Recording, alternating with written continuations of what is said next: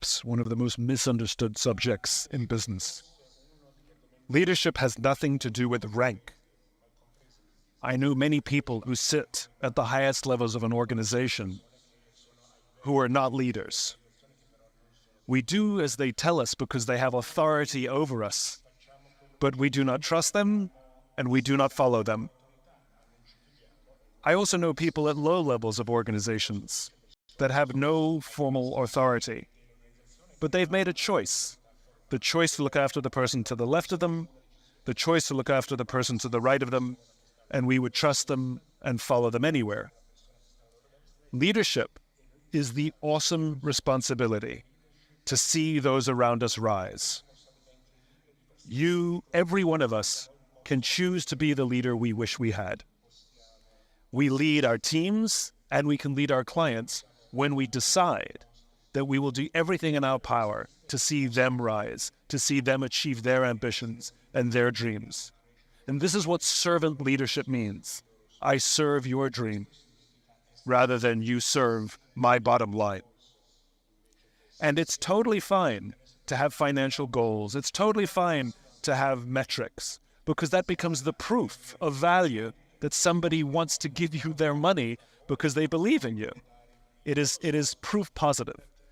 But the best leaders I know are students of leadership. There's no such thing as an expert leader. It doesn't exist. Like there's no such thing as an expert parent. It doesn't exist. Right? We are students of leadership. And even the most senior leaders constantly are reading books, reading articles, watching talks, having conversations all the time about leadership. They're always in learning mode. And I think for anyone who wants to be a leader, you have to choose to be a student of the subject. Like anything, if you want to be good at something, you have to study it. And the most ignored characteristic of leadership, we talk about vision and charisma. Yes, these are important. But I've known some wonderful leaders who don't have huge world-changing vision. I've known some wonderful leaders that are quiet and sit in the corner, but they all have courage. The courage to advance a vision, the courage to ignore the short-term ups and downs of the business, the courage to take risks on people, the courage to believe in people, the courage to speak truth to power, the courage to do the right thing and have integrity. I think courage is a very undervalued characteristic of leadership.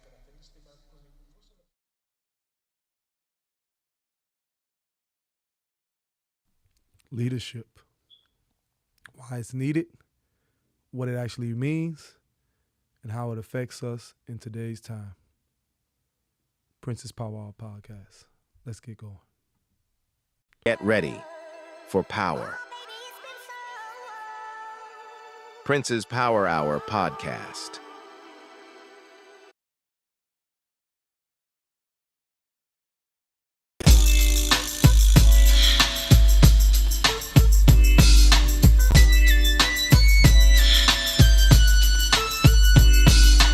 One, two, three into the four. Welcome back again to another installment of Princess Power Hour Podcast. We are always blessed. Let me make sure this is working properly.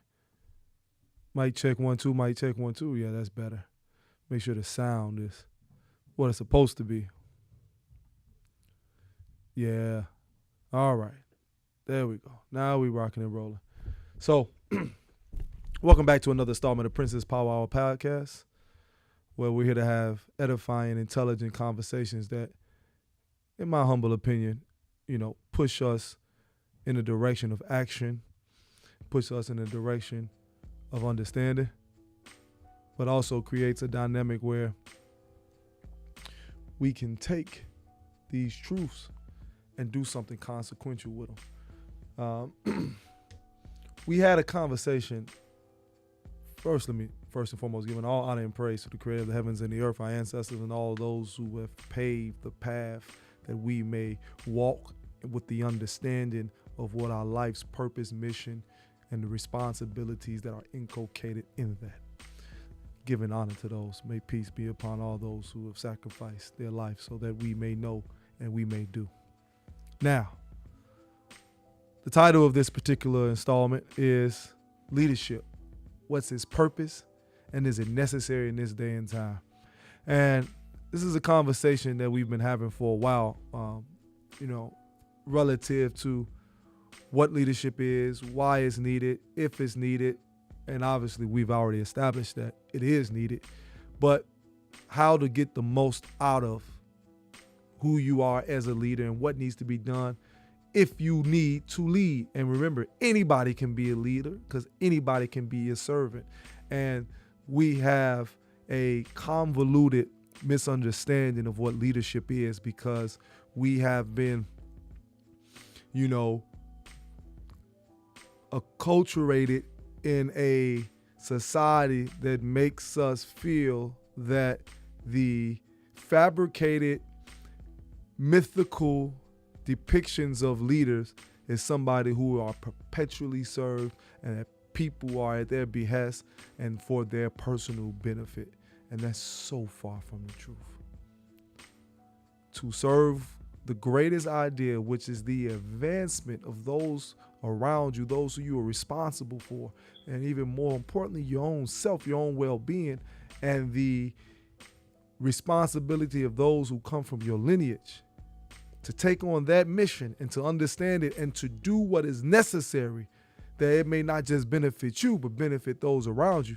That's the mark, that's the test, that's the identifying characteristics of a leader. Not just a leader, but a great leader. It was something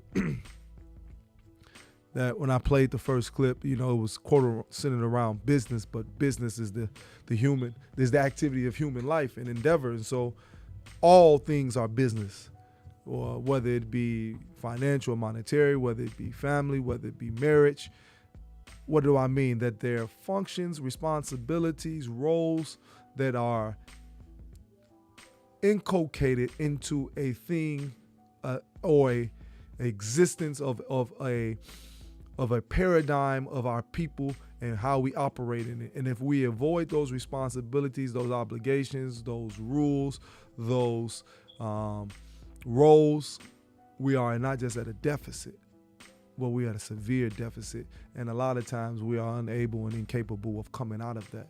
And so I wanted to speak to, again, let me play this one more time because it's a point that I wanted to hit. And that's so important that I hit it. So I want you to have it in your hearing again. So let me play this. I seldomly do this, but I want to play this clip one more time.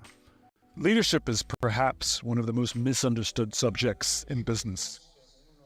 Leadership has nothing to do with rank. I know many people who sit at the highest levels of an organization who are not leaders. We do as they tell us because they have authority over us, but we do not trust them and we do not follow them. I also know people at low levels of organizations that have no formal authority, but they've made a choice. The choice to look after the person to the left of them, the choice to look after the person to the right of them, and we would trust them and follow them anywhere. Leadership is the awesome responsibility. Did you hear what he said? Leadership is not a predetermined,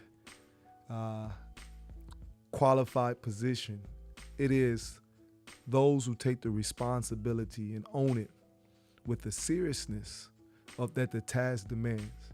And those who take on that responsibility, that role in earnest, who live by the creed in which every leader, which every individual and every human should have, is how do I do what is best for myself and best for those around me in my environment? How do I add and contribute, uplift, and elevate the existence of people, in particular those who I'm responsible for, and mitigate the detriment or the decline of those I'm responsible for? Those people are not just leaders in the sense of identification or position, but those are the people that everyone around understands and would follow, as he just stated. to the ends of the world. And so I wanted to preface with that because it's something I wanted to go a little deeper into, because I want to talk about the reality of our leadership, because it's a lot of things going on in the world. There's a lot of things going on in particular sectors of the Black community, and in a domestic sense and also in an international sense, where we're seeing two things. We're seeing a rise of a certain frame and ideological perspective that we want to separate from the reality, from the environment, from the national, cultural, psychological detriments that have had the Black man and woman, irrespective to where they're found on this planet, pinned down into a permanent position of second-class, subservient, or underclass status. That we would get to a point that we would realize the reality of our condition is so dire that the things that we have taken on, and as a result of our captivity, our sojourn, as means of progress, either is not working and we must do something different, or the other thing is that what we're doing is correct, but we're doing it improperly. Yet and still something must be done differently. That's the essence of my conversation, because a lot of times, we get stuck in a particular pattern, a particular disposition, a particular way of doing things, and we want a certain outcome, and yet and still that outcome never comes. And we've heard over and over again that someone who's insane is characterized by doing the same thing over and over and expecting a different result. And we as a people have seemingly changed some things here and there, but the approach has been so similar to previous approaches that have not brought on the necessary desired effect. And the things that have started to put us in a proper direction of change, we've abandoned or characterized as outdated and useless, so to speak. And I said, well, what would have a people, seemingly every generation, start back over from scratch? What would have a people take on the same approach that their fathers and forefathers have taken on, under the auspices that, no, I'm not doing it like they did, I'm doing it different, but not understanding the details in which they approached it that have not brought on the desired effects, or not have identified the things that can corrupt a movement individually and collectively to the point where you're rendered useless and you're unable and incapable of gaining the necessary separation and freedom which was originally desired. I think we've come to the point that that's not even something that we want. That we have taken on the presupposition that we live in a global world where everything's connected anyway. So what's the purpose of a nationalistic frame? What's the purpose of a separatist frame? Not in the sense that you can separate completely to the degree where you can go live on an island to yourself. But when we say nationalistic or separate from what we have been conditioned psychologically and culturally to accept as norm, that we would practice a behavior that makes us absent of the responsibility that a people must have to actually determine their outcome in the best possible manner. I want you to hear me. We have gotten to the point through the socialization that there has become a distance as far as east is from west, that irrespective to the degraded state that we are currently and presently in, that that in itself isn't enough to stop what we're doing and to find out something different or to approach something different that will give us the answers to the problems that are so pervasive in our own individual lives, that we're rampant with disease, psychological impairments, inability to have proper and healthy relationships, one with ourselves, with our families, with the women or the men that we choose to procreate with or to have some sense of family with, that these things are everly rising and increasing, that we haven't got to the point to say something is wrong.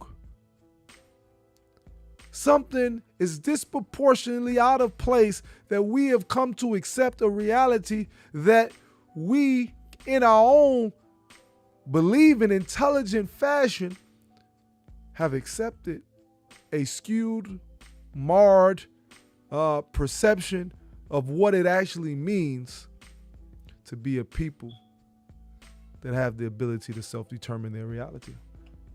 And so I realized that, well, and I made a statement. Let me say this. I won't be on here long, but I promise that I will hit these points because I'm gonna have to come back and definitely do a part 2. But this is essential, right? I made a point. I said when I was asked about the importance of religion, and religion in itself is something that we as Black people, in particular in the West, have taken on initially as a means to give us a sense of identity and purpose and connect us to something greater than our current circumstance. When you talk about a people who have been laden with some of the worst atrocities that any people have faced, when you talk about the antebellum South and chattel slavery and the transatlantic slave trade and all of the atrocities that were committed to us to dehumanize us to the point that we would become other than ourselves, so that we would be a malleable people to be shaped and formed into the perfect slave. A slave, again, is a psychology. A slave is not a biological reality. I mean, let me say that again. You can be a captive, meaning that you can be physically in chains, that you can be a prisoner of war, meaning that you could be under the present governance of a foreign, even an enemy combatant. But a slave is one who accepts their condition as normal and see or believe that they have no way out, that this is their fate into perpetuity. So you make a slave, and that's a psychological breaking down of all of the things that make them a human. What are the things that make us human? Those are our cultural norms. Yes, our language. Yes, our dress. Yes, our diet, things that are essential to the physical health of us, but also the cultural aspect is how we relate to each other, how we structure our family and our communities, not just the words that we speak, but how we speak and why we speak, the spirit of the language that we speak, the intent in which we speak. When that is removed, when that is eradicated, when that is corrupted, now you become a slave, because the things that you pull from that give you power, that allow you to overcome your circumstance, your situation, has now been nullified. And so you are left in a more than vulnerable position. You become almost in a infant state or infant-like state, that you are at the will of the one who controls your destiny, i.e. the slave master, the one who has the ability to control your mind and your thinking. So religion for us, whether it be Christianity, later Islam, those are the primary two that we found in the West. Some of us tried to hold on to the African spiritual, cultural norms that we have. But again, as I stated, it became harder and harder by 1806, I believe 1807, when it became illegal in these United States not to have a slave, but to import slaves from Africa, because the breaking process was becoming more and more difficult. And then the process of bringing slaves over, it was too much. It was too costly. So to be more cost effective on all fronts, they said, hey, we have enough black people, both here, the indigenous, as well as those who we brought over before, who made the trek of the transatlantic slave trade, that we could have breeding farms, that we could biologically, psychologically, and sociologically build the perfect slave. As they are trying to build the perfect AI now, that's how they deal with us. They tried to build the perfect slave. And in some instances, they were successful. In others, they weren't. So what did they do? They created an environment where you would be stripped of all of the necessary behavioral and attitude, decision-making capabilities that would allow you to be a free people, to know freedom, to be in your most humane sense. Yet you would have a cultural identity. So religion for us was that hope, that light, because we were starting to see things that we were familiar with. We would start to extrapolate components from the Bible initially, and then the Quran, that we could see ourselves into to a certain extent. But for the most part, it gave us, through the stories that we read, an example of a people overcoming great adversity, trials, to be triumphant over their oppressors. And then it gave us something that was innate in us, which is the spiritual component that connected us to the God of the universe of creation, and to the things that the laws of nature are governed by, rather. And so we see, hold on, there's something there. And so we used Bible, then Mark Vesey, Nat Turner, Bishop, on and on and on. We use Bible as this instrument of revolution and salvation. But then again, something else more diabolical happened, because when you see a shift happening, if you do not understand what the next steps are, and you haven't planned, somebody else is playing against you. And they said, hey, how do we get in front of this? How do we get in front of this? So they took and corrupted those spiritual leaders, quote unquote, pastors, preachers, eventually those who would identify as the true children of Israel, and make them rabbinical leaders. I talked about this briefly last time, the corrupting of the movement of the black man and woman in America in the 1800s, who saw themselves as the true children of Israel, not so much as a religious movement, but as a prophetic, nationalistic movement. Then those who would accept Islam in the late early 1900s, before the Honorable Elijah Muhammad came and brought it all together.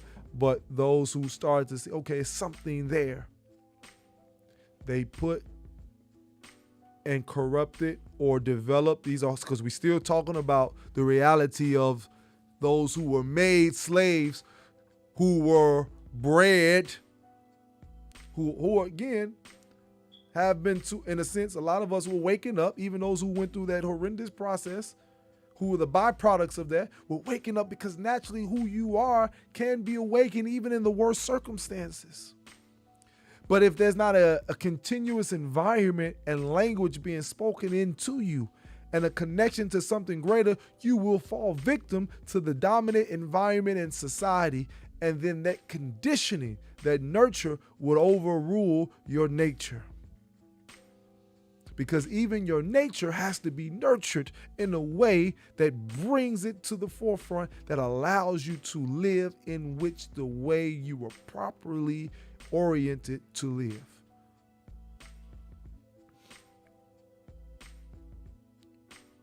So, Assalamu alaikum, Brother Nazir.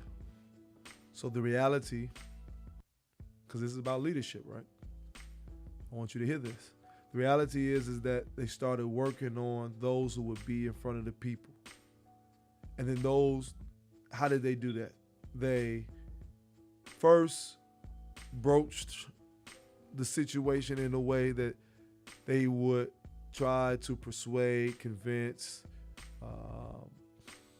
even bribe a lot of our leaders who can be bought, who can be scared or petrified to turn against themselves and their people and their own best self-interest, who can be threatened and frightened into submission.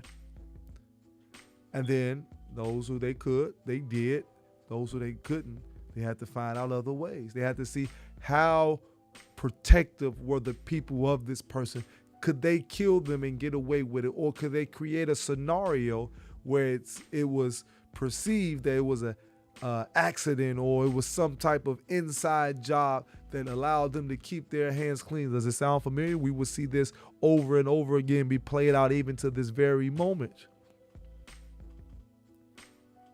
And so the disruption happened.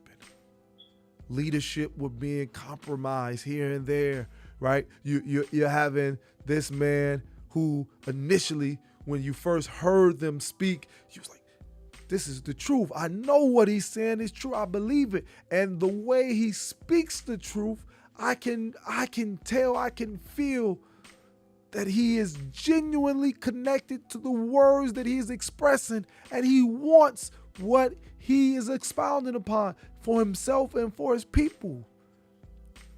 But then you would see the shift. You would see the change. And then those who once stood on the platform of freedom, justice, separation, nationalism,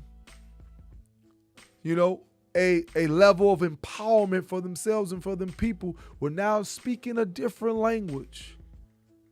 Yeah, they're not so bad. And, well, we don't necessarily have to do this. And, yeah, I know we were saying this, but let's go about it a different way. And initially, like, okay, maybe this is strategy. Maybe this is the overlay for the underlay. Maybe it's a bigger plan at play that I'm not privy to. Because also with religion, you can use a mythical component, especially in those days, to try to cover up the illogical aspects that are not conceivable by man. Well, he spoke to God, or he did this, or he did that. See, this is what they did in the 1800s, right? They used these men, manipulated our connection to God, manipulated our connection to leadership and our desire to be free, manipulated our desire to have an identity for ourselves, and corrupted it by painting this brush that the things that don't make sense, it's okay because it's divine providence, right? The scripture talks about it, those who read it in other books, prophecy speaks about those who will come as false prophets and exclaim to be this and exclaim to be that, but in actuality, they are in bed with Satan and his deeds, and is corrupted to the very core. So that which seemed to be one way may have started off that way, but it actually became something else.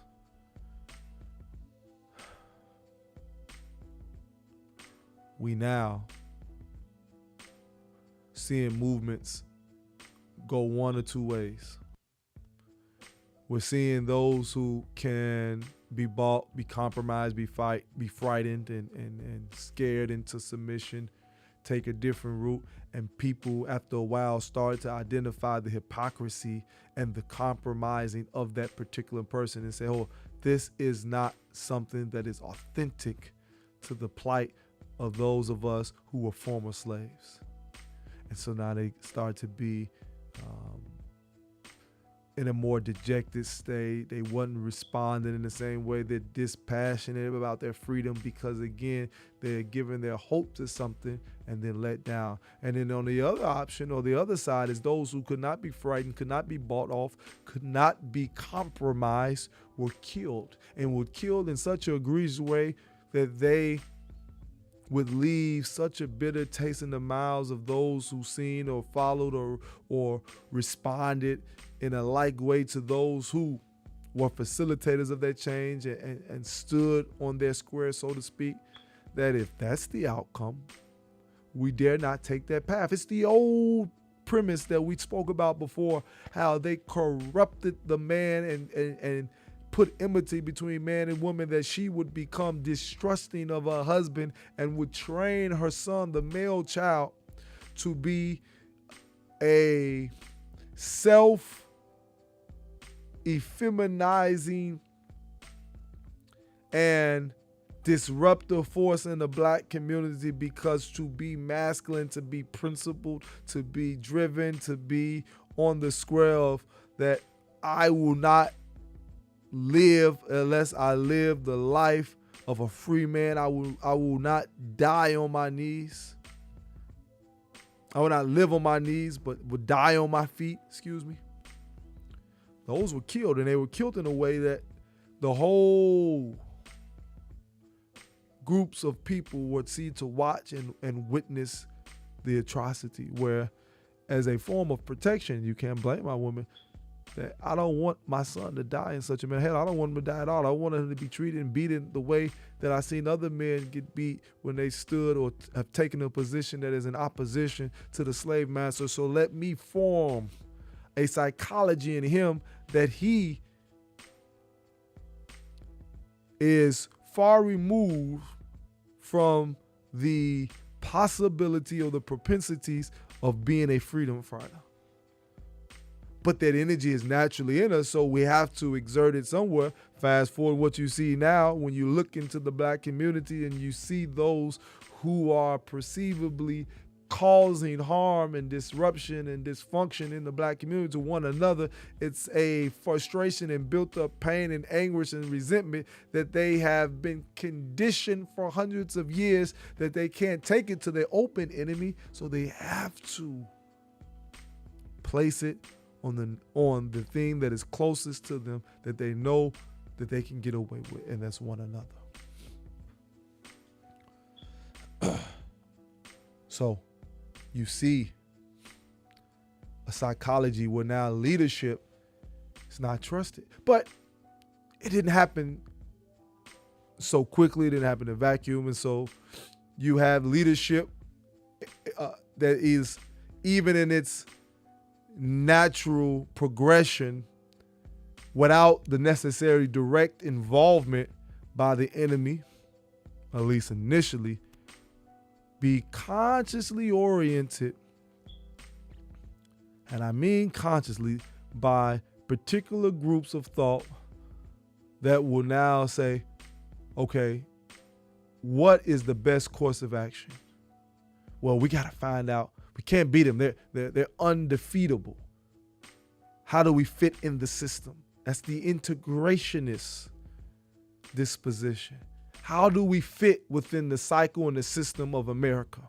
How do we put ourselves in the frame that if we go the path of either becoming more educated, becoming well-read, whether it's the sense of, having more money, it's something in the system, because each individual situation has caused a dynamic where they've seen some type of hope in the American structure, that if they replicate what they believe to be their white counterpart, that they would get the same or similar results of benefit, so that they too can have the American promise that they see that their white counterparts are enjoying, which is an illusion for them. But then you have another group who are despondent in the sense that they don't see that being a reality because they've seen their parents or others take that route and it not work out for them.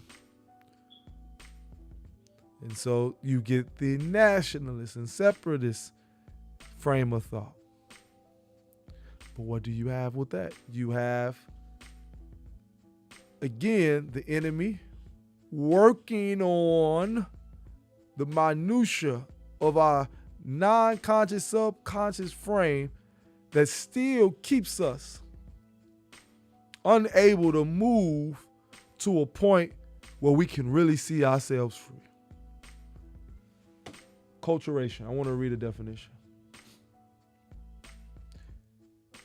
Every people need a culture that they can practice that gives them the ability to self-determine. Acculturation.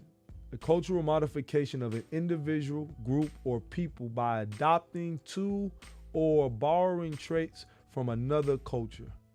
The merging of cultures as a result of prolonged contact.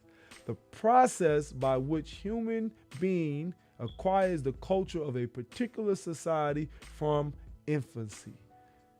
Listen to what I'm saying. First, cultural modification of an individual, group, or people by adopting to or borrowing traits from another culture. It was forced on us.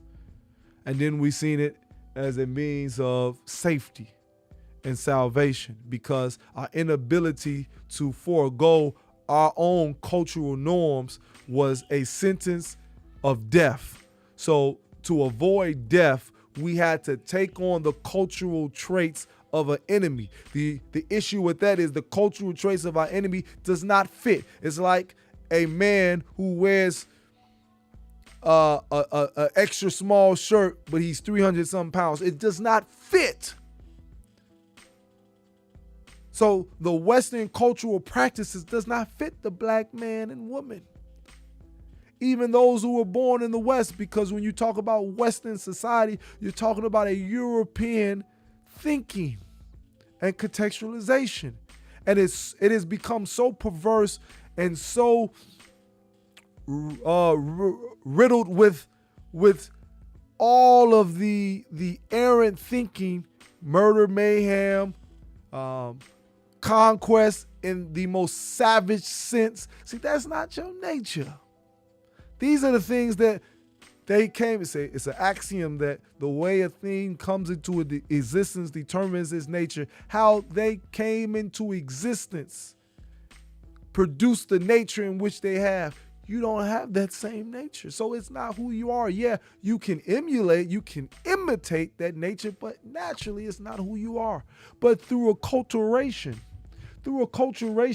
you had to take on. Initially, it was forced on you as a means of survival, a mechanism of survival. You had to take on their cultural traits so that you can live.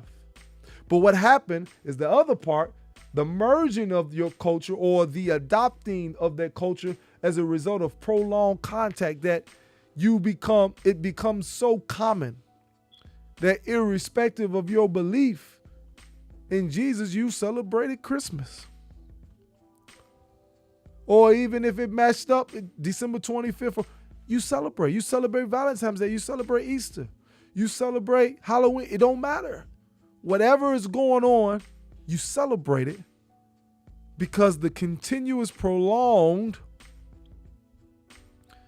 contact with said culture makes you practice it. Now, in your mind, you can tell yourself, well, I don't believe. But if you're doing the thing in which you don't believe, which you most cases have to, at least you tell yourself that, then it doesn't matter. Belief becomes immaterial because the belief is not based on what you are articulating, it's based on what you're doing.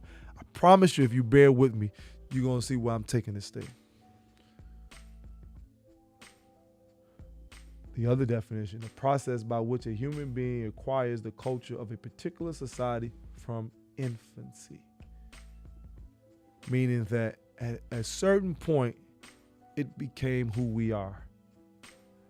So the acculturation is the continuous bombardment of the new generations of what is.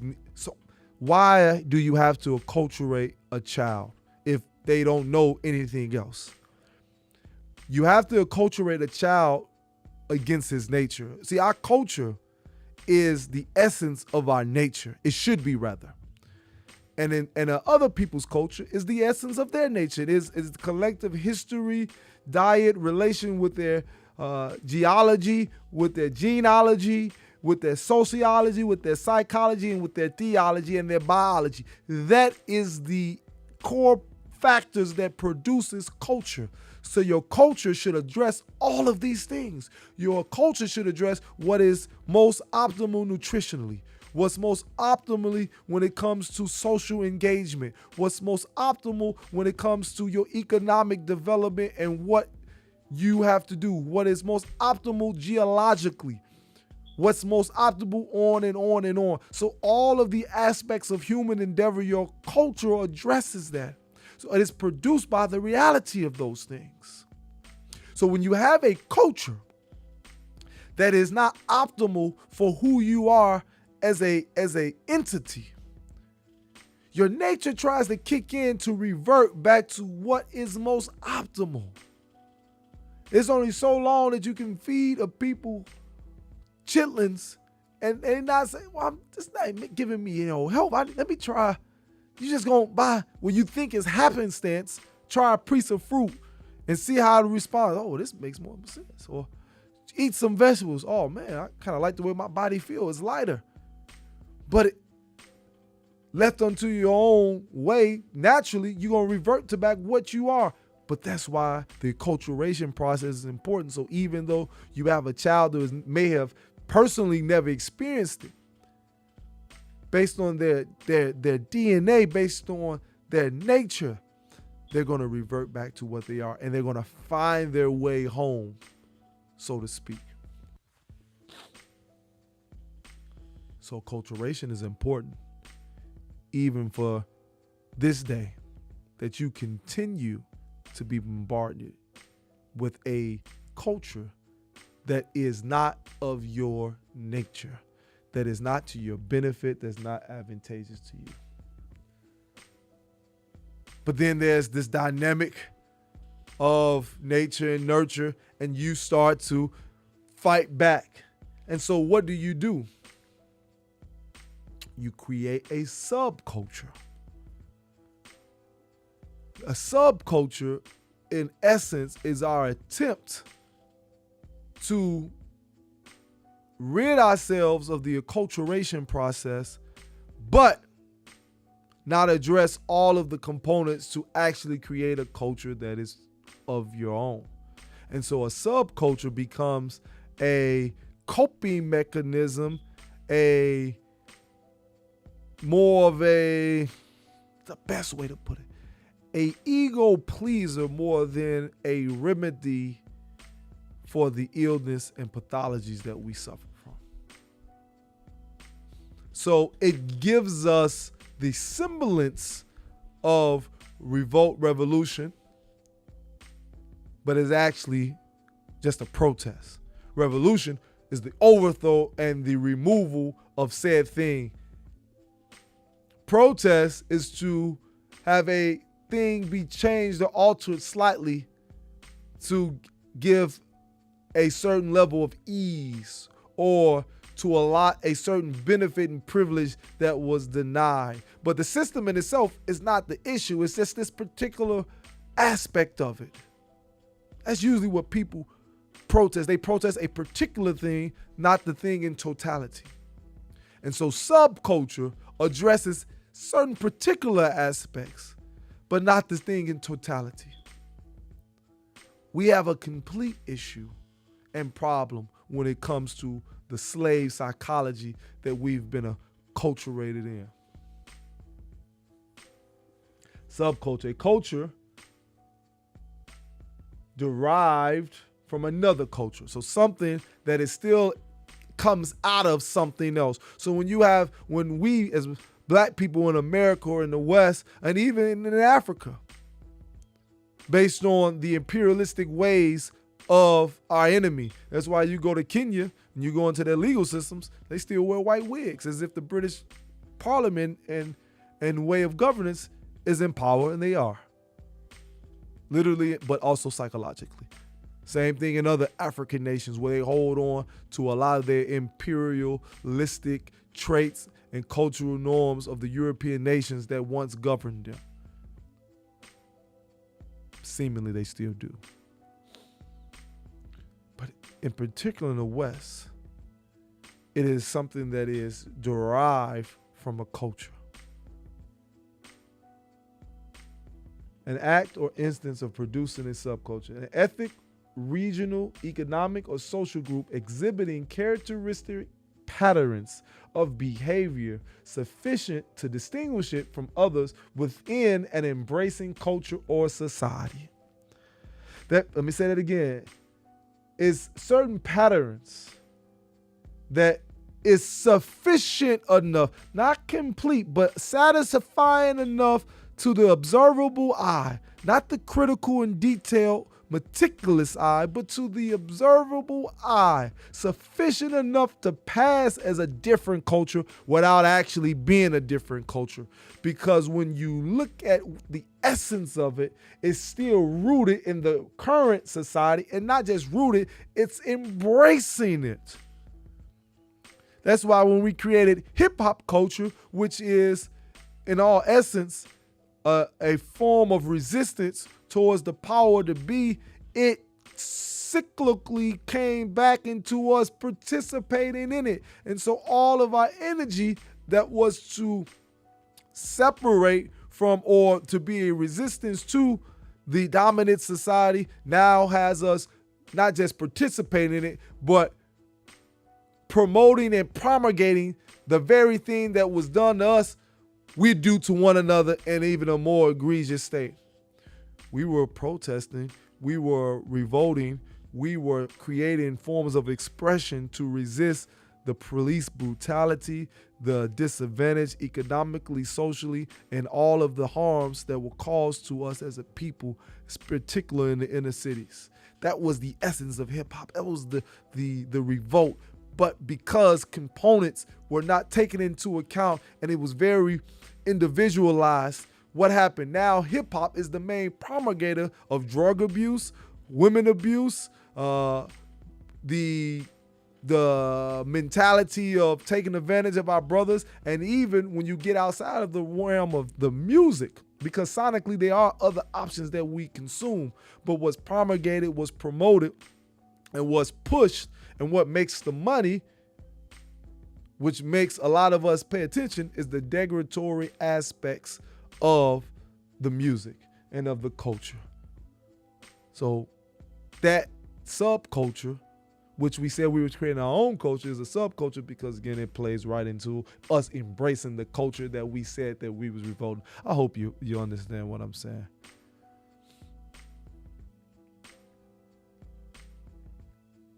What does that take me to now? Leadership.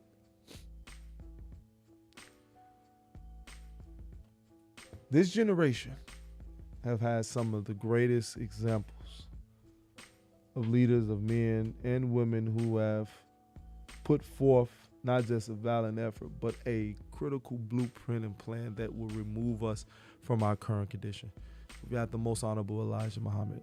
You can't get any better than that. He gave us every option. He gave us every necessary approach to be a people of our own consequence and have the ability to self-determine.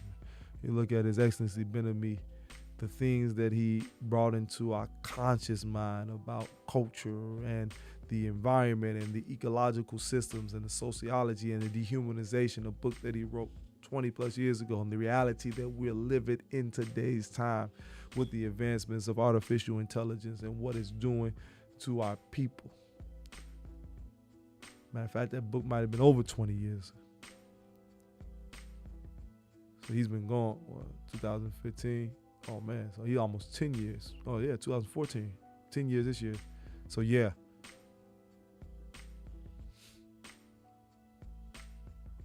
What my point is, and we can go on and on and on. We are at a position that we've convinced ourselves that we're okay.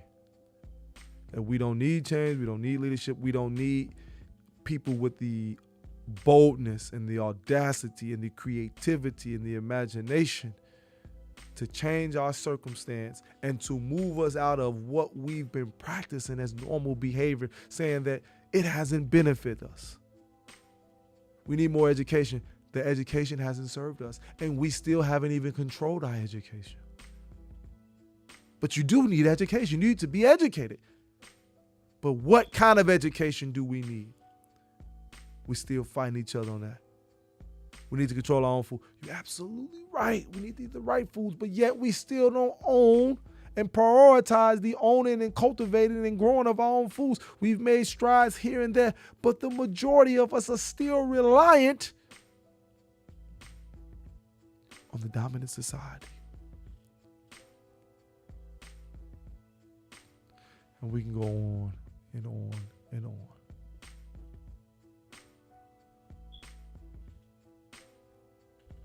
Those who take on the responsibility of pushing us forward must understand history and be rooted in the historical accuracy that it is needed to predetermine the outcomes, but also have the imagination and the creativity to take the previous experiences and put us in a position that is relevant and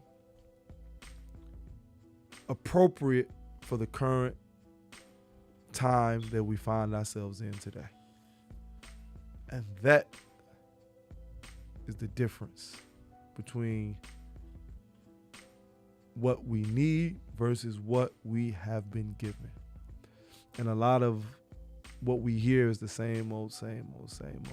But very few have the ability to transcend the conversation in a very intelligent way where we address the things that were once said and what was once done, but have success, but abandoned for the things that we know don't produce the same results. How is a black man telling us online right now that your only future is to vote for Kamala or vote for Trump by that means, and give no other real plan or strategy? That in itself is the vision for it, and that's the determining factor of your success and your livelihood and your ability to have a future that may have some sense of progress and prosperity. And we're accepting it. And we get caught up in the conversation. So your frame has been corrupted to such a point that you don't see yourself outside of the slave master's existence. You haven't abandoned the psychology of a slave, though you take on the disposition of a perceived free man.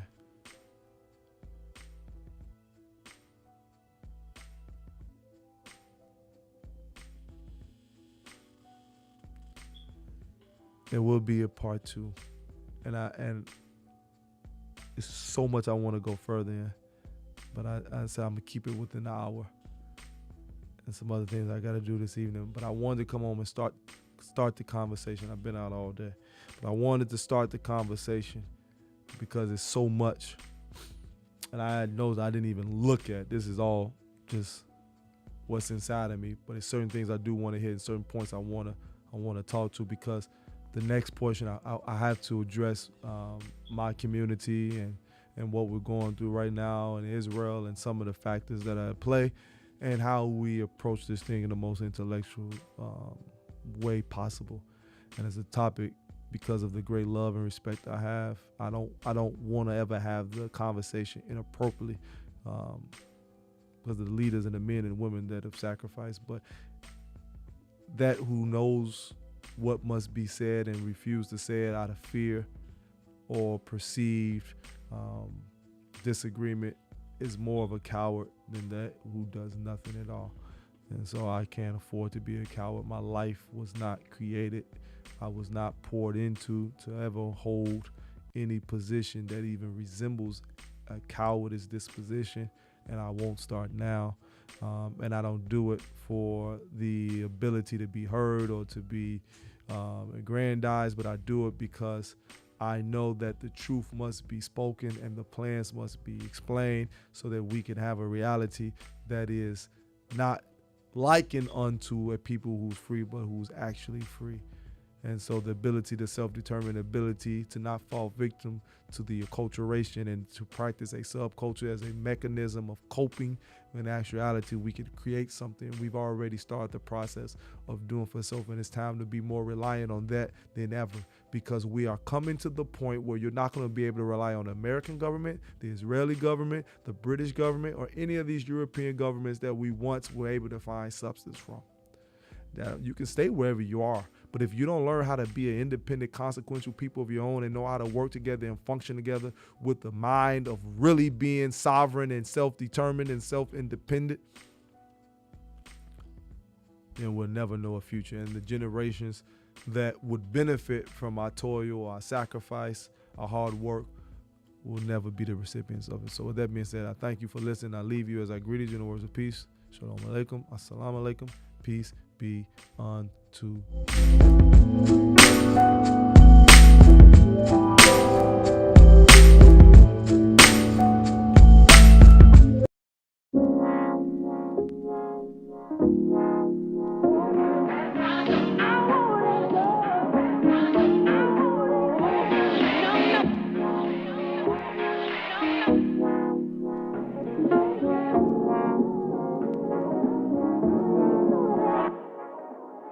On my way to Bootsy.